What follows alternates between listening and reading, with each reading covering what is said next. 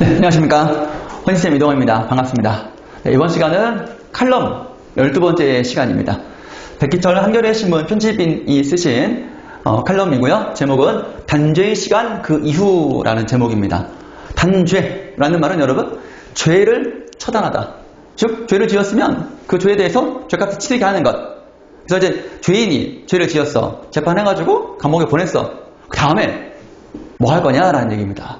그러니까 이 단죄의 시간이 굉장히 좀 의미 있는 시간이었다라는 거예요. 보통 죄인 같은 경우는 그냥 갔다 끝이지 어떤 의미 있는 죄이기에 의미 있는 죄이니까 그 이후에 대해서 우리 사회가 좀 고민해 볼 만한 얘기가 있다라는 것을 이분이 쓰신 것이죠. 그럼 우리들은 단죄의 시간 그 이후에 어떤 일을 할 것인가, 무엇이 있는가에 대해서 초점을 맞추면 되겠습니다. 그래서 그 이후에 무엇이 있는가? 어떤 해결책이라면 그 해결책이 과연 타당한 것인가? 괜찮네. 이렇게 하면 되겠네. 어떤 여러분들이 앞으로의 삶을 살아갈 때 필요한 시사점이 될 수도 있고요. 쌤도 좀 기대가 되네요. 어떤 단지인지도 궁금하고요. 네. 자, 그러면 본문 한번 볼까요? 네. 박근혜 전 대통령과 이재용 삼성 부회장의 국정농단 재판이 일단락되면서 어제 우리가 사설 11번에서 다뤘던 그 주제입니다. 네, 여러분들의 배경식을 좀 활성화해 보세요. 일단락되면서란 말은 재판이 끝나면서 이분도 다 이제 재판을 결과 실형을 선고받고 감옥에 갔죠. 네, 우리 사회는 일종의 전환점을 지나고 있다. 전환점, 터닝 포인트. 분위기가 바뀌고 있어. 이 일을 계기로 뭔가 좀 새로워야 될 것 같은데? 라고 생각했다는 뜻입니다. 이분이 주장입니다. 문재인 대통령이 두 전직 대통령 사면에 대해 선을 그은 것. 사면은 아직 논의할 때가 아닙니다. 이렇게 말씀하셨죠. 더해 이른바 죄와 벌의 문제가 어느 정도 마무리됐다. 그러니까 죄를 지었으면 벌을 받는 것. 마무리됐다. 이 두 분의 재판으로요. 지금은 단죄의 시간 이후를 생각할 때다. 이 재판, 대한민국을 2016년부터 계속 이제 뒤흔들었던 그 재판 농단 사태에 대한 마무리가 되고 지난 4년간, 횟수로 5년간의 대한민국에서 이슈로 있었던 그 재판이 끝나고 나서 그 다음에 앞으로의 대한민국은 어떠해야 할 것인가? 이후 앞으로의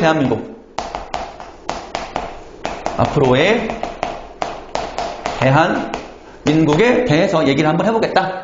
우리는 이분의 얘기를 한번 들어보고 필요하다 싶으면 받아들이고 아니다 싶으면 비판적으로 사고하는 생각을 가질 필요가 있겠습니다. 쌤도 계좌비가 되어드리겠습니다. 자, 적폐청산, 질풍노도의 시기를 뒤로 하고 앞으로 다가올 시대의 화두는 무엇일까? 글쓴이가 질문했습니다. 질문했으면 글쓴이는 답을 하게 되어 있다고 국어 시간에 배웠었죠. 자, 적폐청산이라는 말은 사설 11번에서 쌓인 폐단을 청산, 싹 없애버리는 것. 질풍노도의 시기, 혼란스럽고도 이제 큰 갈팡질팡한 그런 시기를 뒤로 하고 이 시기가 이제 2016년부터 있었던 그 시간인 것이죠. 앞으로 다가올 시대의 화두라는 말은 풀어야 할 문제는 무엇일까? 개인적으로 공정과 통합이라 생각한다. 이분의 주장입니다. 공정, justice, 통합, 합치는 것이죠. 그럼 이분은 왜 공정과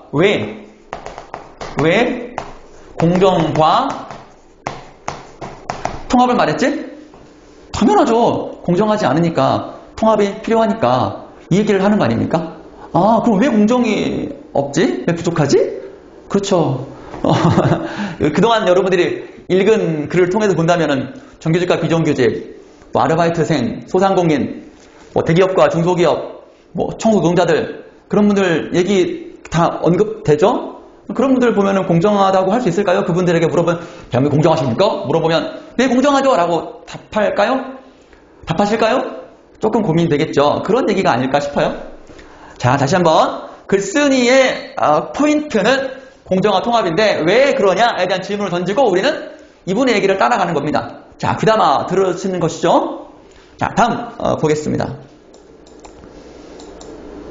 좀 지웠다가 네, 2016년 촛불 이후 지난 4년여를 지배한 화두는 공정이었다. 적폐청산 키워드가 공정이었다는 것이죠.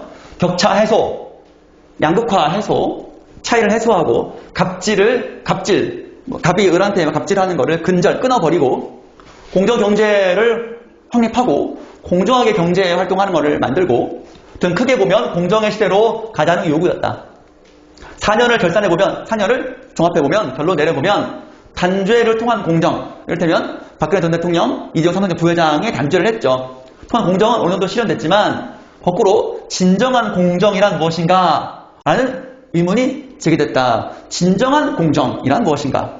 지금까지가 미완의 아직 완성되지 못한 공정, 이런 것들이 완성되지 아직 못한 공정이었다면 이젠 성숙한 공정, 진일보한 공정으로 가야 한다. 그러면 공정은 공정인데 이런 게 이제 진정한 공정이라는 것이죠. 성숙한 공정과 진일보한 공정이란 무엇일까요? 어떤 공정일까요? 다음 단락을 한번 가봐야 되겠네요. 왜 가야 하는지 이야기도 한번 들어볼 겸 해서 자 봅시다. 갑자기 미국의 그 정의란 무엇인가 라는 책으로 유명한 샌델 교수님의 최신작, 가장 최근작인가 봐요. 공정하다는 착각이라는 책을 소개하면서 진정한 공정이란 무엇인가에 대해서 얘기를 하고 있네요. 굉장히 세련된 기법이다. 책 소개하면서 유명한 전문가의 공정에 대해서는 전 세계적으로 파워가 있는 샌델 교수님의 최근작을 자신의 주장에 대한 근거, 책 소개하면서 주장의 근거로 삼는 것은 아주 좋은 그 내용 전개 방식이다.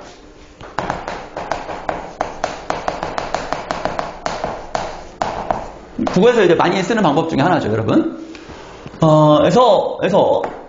그럼 이 책의 내용을 우리가 잘 모르니까 이분이 소개하는 걸 한번 따라가 봐야 되겠죠? 나중에 여러분들이 책을 읽었는데 이 책 이런 내용 없는데요? 하면 비판 받을 겁니다. 그래요. 꼼꼼하게 따진다면 그렇게도 볼 수 있겠죠? 근데 보통 이런 글치고 책에 대해서 잘못 소개하는 경우는 별로 없어요. 일단 봅시다. 능력주의가 공정의 최대적이라고 단언한다. 능력주의가 공정의 최대적이라고 단언한다. 단언한다는 말은 딱 잘라버린다. 확신한다. 이 소리입니다. 그러면 능력주의가 공정이 적이다. 공정하려면 능력주의를 없애야 된다. 뭐 이렇게 논리가 되겠네요. 왜요? 왜 이렇게 얘기했지? 학벌과 지위가 온전히 자기 능력 때문이라 믿고서 모든 걸 가질 자격이 있다고 생각하는 능력주의. 이 샌델 교수님은 능력주의에 대해서 이렇게 정의를 했네요. 능력주의라는 것은 좋은 대학교 나오고 좋은 대학교 나오고 대학원도 가고 유학도 가고 사회적으로 이제 재벌 대기업 그런 분들 고관 대작들이라면 이것이 내가 잘나서 된 것이다. 실은 집안 덕이죠. 배경 덕인데 나 때문이야. 내가 능력 때문에 그런 거야. 라고 믿고서란 말은 어쩌면 착각이라도 볼 수 있겠죠. 그래서 더 오버해가지고 내가 다 세상 내 거야. 내 마음대로 할 거야. 이런 어떤 그런 사람들을 능력주의를 가진 태도, 능력주의 태도라고 하는 것이죠. 좀 그냥 부정적으로 보고 있네요. 이거 문제가 있죠. 부정적으로 샌델 교수님이 보고 있습니다. 공정의 최대적이라고 했으니까요. 이들의 탐욕과 오만을 부추기고 요즘말을 가진 이들, 소위 말하는 지배층이죠. 지배계층, 상층부 탐욕과 욕심, 오만, 어떤 자만이죠. 부추기고 못 가진 이들의 좌절과 분노를 키웠다고 했다. 능력주의니까 이렇게 했다는 거죠. 너는 왜 가난하니? 네가 능력이 부족해서 그런 거야. 니네 부모를 탓해. 이렇게 갑질했다라는 것입니다. 자기는 자기 부모님 오늘 보니까 금수를 물고 태어났어. 흑수저, 무수저 물고 태어난 애한테 너는 왜 이렇게 태어났니? 이러고 있다는 겁니다. 이거는 좀 우리가 드라마, 영화 보면 그렇게 많이 배워했지요. 문제가 좀 있지요. 네. 자, 샌델 얘기 더 나옵니다. 샌델의 주장은 쉽게 말해 하면 된다. 교육이 기회의 창이다. 공부 열심히 해라. 기회가 열릴 것이다. 등의 말로 대중을 현혹하지만 실제로는 교육, 일자리, 소득 등은 대물림되고 있다. 대물림되고 있다는 말은 이제 아버지에게서, 부모에게서, 아버지는 좀 그렇죠? 부모에게서 자식 세대로 이어지고 있다는 겁니다. 문제는 뭐냐면 자식은 별로 노력하지 않았는데도 아버지가 회장이면 자식도 회장이 되는 그런 거를 대물림이고 좀 문제가 있죠? 되어 있다는 것이다. 그러니까 샌델의 주장이에요. 소개하는 것이죠. 하면 된다나 교육 기회 창이다가 해서 정말로 성공한 사람도 있긴 있어요. 근데 일반적으로 이분이 말했을 때는 사회적으로 봤을 때 하면 된다. 이렇다면, 가난한 집안의 학생이 학비가 없어. 돈이 없어. 그래서 하면 대학 갈 수 있을까? 돈이 없는데 어떻게 가? 그런 것들을 얘기한다라는 거예요. 그렇게 여러분 이해하시면 되고, 일반적으로 하면 된다라는 격언이라고 하겠습니다. 격언이 정말로 힘이 되는 사람도 있긴 있어요. 하면 된다. 이런 것도 있고, 또, 우리나라 같은 경우는 이제 공부가 이제 가난 탈출하고 성공의 기회를 잡는데 많은 역할을 많이 했었죠. 그런 것들 통해서 이거 보면은 샌델의 주장에 대해서 일방적으로 그렇게 따를 필요는 없고 반대적으로 아니 교육으로도 성공한 기회가 있을 텐데 라고 생각해 볼 수가 있다는 얘기입니다. 네, 이거 여기까지는 됐죠. 대학에 못 간, 그 다음 보시죠. 대학에 못 간, 네, 보겠습니다. 일단은 봅시다. 대학에 못 간 사람, 하위 대학에 진학한 사람, 좀 이제 상위권 대학이 아닌 대학이죠. 굴뚝산업에서 일하는 이들의 상대적 불운을 능력 부족 탓으로 돌리면서 이들을 패배자, 낙오자로 몰아갔다는 것이다. 샌델의 주장입니다. 그러니까 정말로 이제 형편이 어려워서 못 갔고 낮은 대학 갔고 그리고 이제 굴뚝산업이란 말은 공장이라든가 그런 데를 말하는 거예요. 블루칼라라고 하죠. 이들에 대해서 상대적 불운이라는 말입니다. 어떤 기회를 많이 갖지 못하고 되게 어려운 환경에 있으니까 상대적으로 기회가 좀 부족했다는 거예요. 반대로 이제 좋은 대학 가고 상위권 대학 가고 굴뚝산업이 아닌 첨단 산업에서 일하는 사람들은 여러 다양한 환경 속에서 좋은 환경 속에서 기회가 많았다는 거지. 이를테면 부모를 잘 만나는 것도 그런 것인 거죠. 상위권 그들의 클래스가 있잖아. 상위권 클래스가 있고 그들의 문화가 하위 리그가 있고 상위 리그가 그런 거 있지 않습니까? 그걸 통해서 그게 이제 기회가 이제 똑같이 와야 되는데 그렇지 못하다라는 거예요. 사회적으로. 그래서 이 상대적 불운은 다시 말하면 이런 사람의 이들의 잘못이라고 하면 안 되는 거예요. 상대적으로 운이 안 좋은 거니까 이들의 잘못이 아닌데 이들을 니네가 능력이 부족해서 그런 거야 라고 해서 막 패배자, 낙오자로 몰아가면 이들이 이제 불만이 있고 그럴 거 아닙니까? 그렇게 되는 것이죠. 그렇게 해서 이제 이걸 통해 가지고 이제 이게 공정이냐, 공정과 도움이 되느냐 아니라는 겁니다. 공정이 아니라는 겁니다. 자, 샌델은 특히 미국의 빌 클린턴, 영국의 토니 블레어, 독일의 베르하르트 슈레더로 대표되는 서구의 중도 좌파 정당들이 능력주의와 결합된 공정론, 공정에 대한 얘기하는 것 탓에 이유 때문에 지난 40년에 걸친 불평등이 격차가 확대가 되고 그 확대를 더지 막지 못하고 오히려 합리화했다. 라고 이 교수님의 책에서 얘기했다는 것입니다. 쌤도 이거는 정확하게는 잘 모르겠습니다. 이 글 그대로 일단 받아들인다면 이들의 정부가 불평등을 확대했다. 능력주의와 결합된 공정론을 얘기했다. 다 그런 건 아니겠지만 이분이 연구를 하면 이렇다는 것입니다. 자, 보시죠. 그 다음 우리 현실은 어떤가? 이제 샌델 교수님의 책을 비추어보고 이분이 이제 우리 현실을 한번 돌아보는 거예요. 자, 여기하고 이제 서구의 현실과 우리의 현실이 어떠한 공통점과 차이점이 있는지를 살펴볼 필요가 있겠네요. 우리 현실은 어떤가? 결국 지금 우리의 대통령이 문재인 정부잖아요. 아까는 미국의 빌 클린턴, 토니 블레어, 독일의 슈레더 정부들은 이미 지난 정부예요. 정부들 클린턴, 오바마, 블레어 등으로 대표되는 이른바 능력주의 공정의 전철을 밟은 것 아닌가. 전철은 실패예요. 실패. 앞에 간 수레가 넘어지는 것을 보고 뒷사람들 경계하는 거를 이제 전철을 경계하다 그런 뜻이거든요. 전철이 그 서브웨이가 아니고. 좀 이제 이분은 문재인 정부의 공정에 대해서 조금 이제 좀 아쉽다. 좀 문제가 있다라고 이제 보는 것이죠. 서구의 중도 좌파 정당과 비교할 건 아니지만 큰 틀에서 시장을 적당히 제어하고 복지를 다소 확대하는 선에서 격차를 줄이는 정책적 시도가 결국 이들과 비슷한 한계에 봉착한 것 아닌가, 도달한 것 아닌가. 그래서 이제 문재인 정부의 4년 동안의 이제 공정한 거에 대해서 이제 평가했을 때 위에 있는 서구 현실과 별 차이가 없다. 그러면 이제 우리나라 현실도 공정하지 않은 거 아니냐, 걱정이 좀 된다. 이렇게 받아들이면 될 것 같고요. 자, 그다음 문재인 정부의 4년은 공정 격차 해소를 위한 여정이었지만 그 시간이었지만 4년간의 시간이었지만 그 노력이 크게 성공적이었다고 보기 어렵다. 소득의 격차는 재정 탓에 조금 진정세를 보일 뿐, 재정이니까 이제 그 국민의 세금을 조금 이제 재난지원금으로 나눠줬잖아요. 그런 거 얘기하는 겁니다. 또 재정을 또 더 적극적으로 많이 썼어요. 예산을 큰 폭으로 증액해서 여러 가지 사업을 많이 펼쳤죠.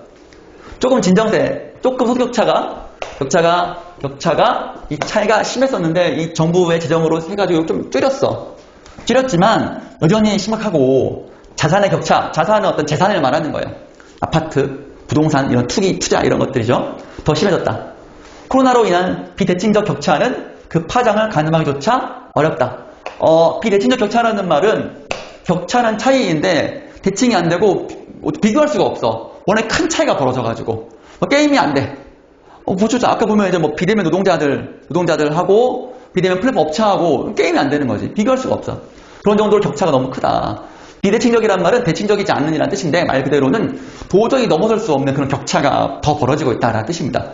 정규직과 비정규직 차이 어떻게 더 심해졌죠? 아까 사설에 의하면. 자, 그래서 이 부분에서는 서구 현실과 비교해 봤을 때 문재인 정부의 공정도 부족하다라는 얘기가 되겠고요. 자, 문재인 정부의 공정이 엘리트, 전문가, 기술, 관료 등 이른바 기득권 좌파의 이해관계를 반영하는 거 아니냐는 의심에서도 자유로울 수 없다. 이거는 이제 문재인 정부를 비판하는 사람들이 기득권을 가진 좌파라고 이제 비판하고 있는 거를 좀 의심스럽다라고 얘기하고 있는 것입니다.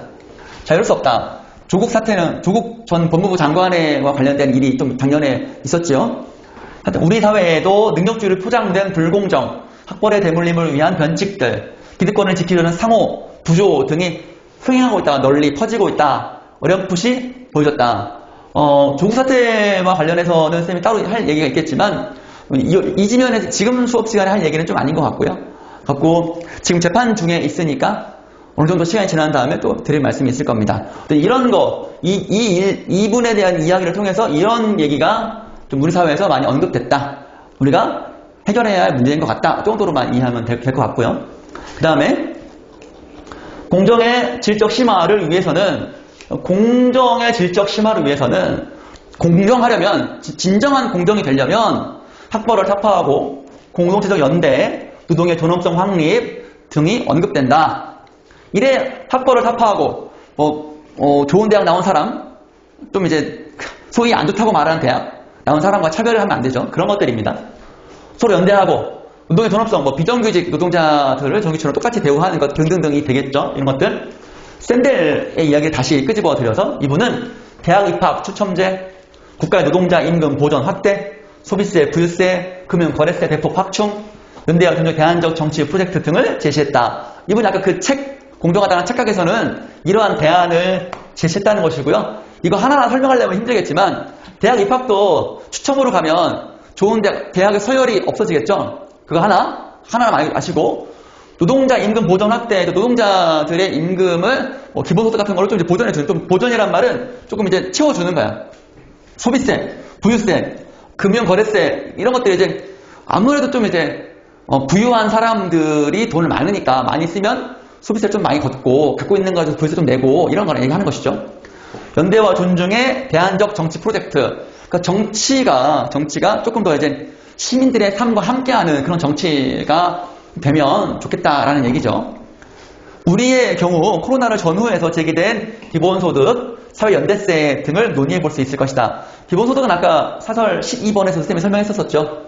이런 세금을 통해 가지고 어려움 겪은 국민들에게 혹은 전체에게 일정 정도의 소득을 마치 월급처럼 기본적으로 주는 것을 말합니다.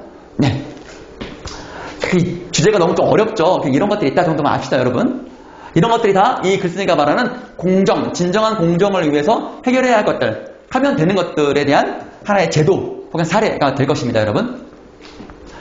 통합, 이번엔 두 번째 주제가 이제 통합은 서로 생각이 다른 사람들이 하나로 합쳐지는 것입니다. 서로 압수하고 화해하고 용서하고 잘못한 거 있으면 사과하고 같이 잘해보자, 이렇게 통합인 거죠. 분열, 갈등되면 아무래도 화목하지 못하잖아요. 통합이 좋긴 좋죠. 그러니까 역시 시대의 화두임은 분명하다. 한국 정치의 가장 큰 악습은, 나쁜 습관은 분열과 증오의 정치를 되풀이하는 것이다. 청산과 단죄의 시간이 있었다면 적폐를 청산하고 죄를 지었으면 죄를 처벌을 받고 하는 시간이 뭐 이재용 부회장, 박근혜 전 대통령, 이명박 전 대통령 분들이 있었었죠. 그렇다면 용서와 화해의 시간도 필요하다. 뭐 그렇죠. 죄를 지었고 죄값 치르고 그 다음에 화해하고 용서하고 하는 것이 우리가 일상생활을 사는 것이죠. 그 얘기를 하는데 하지만 단죄가 끝났으니 이제는 통합의 시간이라고 말하기가 쉽지 않다. 왜요? 이명박, 박근혜 3년론에 대한 싸늘한 국민 정서. 들어간 지 얼마 되지 않았는데 벌써 3년이야? 라는 그런 좀 부정적 여론. 부정 사면에 반대하는 것이죠. 부정적 여론 의견이 많습니다. 아직도. 그렇다. 법원이 어떻게든 이재용 부회장을 선처하려 좀 이제 어제 말했죠. 뭐 형벌, 실형, 집행유예. 그 집행유예입니다. 집행유예를 좀 풀어주려고 했었던 것 같지만 이분들의 주장인 거예요. 확실히는 몰라요. 공정과 정의에 대한 사회의 엄정한 분위기가 이를 용납하지 않았다. 그래서 실형 2년 6개월 선고받았죠. 그 다음 기계적인 사면과 용서에 대한 국민적 반감은 기계적인 사면과 용서. 진정한 그러니까 통합을 위한 통합을 위해서 대통령 사면하면 통합이 되는 거다라고 생각해가지고 그냥 사면해주고 또 용서 조금 하고 용서 조금 더 해주고 이런 거 하면은 진정한 용서가 아닌 것이 되는 것입니다. 얘기는 그러니까 진정한 사면과 용서가 아닌 거에 대해서 국민적 반감, 싫어하는 겁니다. 반감을 가져요. 국민들이 여전히 공정에 목말라하고 있음을 보여준다. 결국 진정한 통합은 공정이라는 고통스러운 터널 앞에 있는 제도들 기본소득세 하나만 하더라도 굉장히 우리 사회에서 갈등과 논란이 많이 될 거예요. 주자하는 쪽과 아직은 멀다, 돈이 없다 이런 쪽들이 굉장히 많이 다툴 거예요. 그게 다 고통스러운 터널인 거죠. 거치고서야 가능할지 모른다. 통합을 위한 통합, 통과 의례식 통합, 그냥 지나쳐가는 누구나 한 번쯤 겪어야 할 그런 통합이 아니라 공정을 기반으로 한 통합. 이 시대 공정을 기반으로 한 통합이 시대 정신이다. 요거는 쌤도 동의하는 부분입니다. 차별을 받고 불평등한 상태에서 쟤랑 친하게 지내자라고 하면 선뜻 악수 내밀 수 있겠습니까? 다 같이 좀 평등하고 다 같이 잘 살고 비록 부자랑 똑같은 삶을 원하는 것은 아니잖아요. 적어도 인간답게 내가 땀 흘려 일한 만큼의 정당한 대가를 받으며 살면 부자는 부자대로 인생이 있고 뭐 중산층 있고 뭐 좀 이제 어려운 층도 나름대로 삶을 영위해 나갈 수 있는 것이죠. 살아갈 수 있는 것이죠. 그 정도인 거지. 갑질하고 줄 거 안 주고 빼앗아가고 나몰라라 하고 이거는 좀 힘들잖아. 최소한 이 정도의 공정은 되고 나서 통합이 돼야 사회가 좀 화목하고 그렇다라는 얘기잖아요. 그래서 이 부분은 쌤이 진짜 마음이 와닿았었어. 공정을 기반으로 한 통합이 시대 정신이고 우리가 앞으로 추구해야 할 화두이다 라고 말씀드리겠습니다. 물론 진정 어린 통합은 공정으로 가는 길을 당길 수 있다. 그렇죠. 진정한 무릎 용서를 눈물 흘리고 빌목하면 우리 한국 사람들도 이제 용서할 수 있잖아. 그러면 다 같이 으쌰으쌰 할 수 있겠죠. 그런 계기가 좀 되기를 바라겠습니다. 네. 그래서 좀 쉬었다가 내용 정리하고 또 마무리하겠습니다. 네. 여러분 수업 듣느라 수고했어요. 좀 이따 다시 만나요. 정리하느라. 네, 여러분 한 달락이 더 남았네요. 여당의 차기 주자를 거칠게 공정한 통합으로 나눈다면 공정을 앞세운 쪽이 조금 앞서는 것도 이런 이유일 것이다. 공정이 좀 필요하다. 또 국민의힘이라는 야당이에요. 반사 이익을 얻고 있지만 크게 힘을 받지 못하는 이유 역시 시대의 화두인 공정과 통합에 대해 분명히 말하는 사람이 없기 때문이다. 반사 이익이라는 말은 상대방이 잘못해서 내가 이익을 얻는 것. 그것이 반사 이익입니다. 국민은 여전히 제대로 된 공정과 이를 통한 견실한 통합을 원한다. 되겠습니다. 마무리 지었습니다. 네, 내용 정리하겠습니다. 네, 여러분 칼럼 12번째 이제 정리 한번 해보고 수업 마무리하겠습니다. 단제의 시간 그 이후이지요. 자, 첫 번째 공정과 통합이 시대의 정신이라고 생각한다. 그래서 결론적으로 말하면 공정을 기반으로 한 통합이다. 공정이 먼저 쫙 돼야지만이 진정한 통합이 될 수 있다라는 얘기였고요. 그 다음에 샌델 교수의 공정하다는 착각의 공정에 대한 얘기를 많이 근거로 끌어오고 있습니다. 그러면서 우리나라 현실에 대해서도 또 비판적인 시선으로 바라보고 있죠. 더 노력할 부분이 있겠죠. 자, 능력주의와 결합된 공정론이다. 능력주의는 그건 능력이 부족한 거야. 네가 가난한 건 능력 부족한 거야. 환경에 대한 고려는 전혀 없던 거죠. 자, 그래서 이거에 대해서 부정적으로 보고 있고, 그래서 격차를 더 심하기 때문에 부정적으로 보고 있었지요. 자, 그래서 네 번째에서 공정의 질적인 심화, 즉 진정한 공정이란 이래야 한다. 이런 제도가 돼야지만이 진정한 공정이 될 수 있다. 학벌을 타파하고 공동체적 연대를 하고 노동의 존엄성을 확립하고, 샌델 교수님은 이 책에서 대학 입학을 추첨제로 가고 뺑뺑이 돌리고 국가의 노동자 임금을 보존하고 소비세, 부유세, 금융거래세를 확충하고 연대와 존중의 대안적 정치 프로젝트, 즉 정치가 시민들을 대변하는, 진정한 시민을 대변하는 그런 정치가 되면 좋겠다라고 이제 얘기할 수 있고요. 어휘 보시면 1단락 됐다라고 하면 1단락, 한 단계가 끝났다. 전환점, 변화의 시작이죠. 변화의 시작. 화두, 시대정신, 어떤 시대정신, 화두, 주제, 해결해야 할 문제, 이게 되겠습니다. 여기서는 이제 화두가 이제 뭐 시대정신 이렇게 같이 맥락으로 쓰였죠. 정확한 뜻은 이제 해결해야 할 문제. 불교 용어예요. 격차, 차이. 결산, 종합하면 종합하여 결론 지으면 미완, 완성이 안 됐어. 아직 부족해. 진일보, 한 걸음 더 앞으로 나아간 것이다. 발전한 것이다. 이렇게 이해하시면 되고요. 단언하다, 확실하게 딱 잘라 말하다. 확신하다 뜻이고요. 오만해, 그 사람 너무 오만해, 너무 좀 건방져, 이런 뜻입니다. 현혹하다, 진짜인지 아닌지 막 사기치는 거야. 이렇게 사기치는 겁니다. 엄정하다, 엄하고 좀 무서운 거로 엄정한 겁니다. 용납하다, 그래 그렇게 해, 허락하다 라는 뜻이고요. 반감, 반감을 샀어. 싫어하는 감정을 내가 싫어하는, 내가 뭘 했는데 걔가 나한테 반감을 샀어. 어떡해, 큰일 났네. 그래가지고 싫어하는 감정, 반감. 변실하다, 튼튼하다 라고 이해하시면 되겠습니다. 여러분, 이번 시간 칼럼 12번째 단죄의 시간 그 이후의 공부를 마쳤습니다. 여러분 수고 많았습니다.